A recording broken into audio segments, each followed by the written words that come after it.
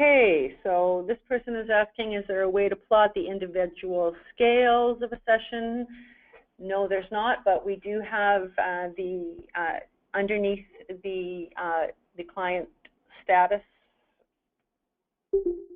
graph, underneath down here, compare past session data. You can go down and you can look at multiple sessions and look at the subscale scores side by side. That's as far as we've gotten with that. And is there any data to suggest that changes to the individual subscales predicts outcomes? And before I get you to answer, Scott, I'm going to say it's part of the reason we don't plot the subscales. Yeah, the only score on the ORS that's predictive is the total score. So let's distinguish between predictive utility and clinical utility.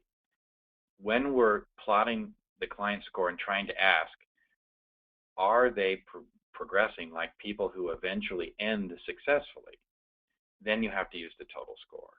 However, if you're working with the individual person in your practice and they're not progressing, for example, this particular client that you're showing now, Cindy, at session 6 has a score of about 19 or 20. And you're wanting to know, well, what am I missing? One thing I might immediately go do is look at the individual subscales and try to see if there's not something clinically useful that I can dig out of that. For example, a score of 19 or 20 could mean that a client has 8s on two of the scales and a 2 on 2 of the scales. And I might want to focus on those 2 2s rather than the 2 8s. So that gives me something clinically useful, but it doesn't have predictive utility.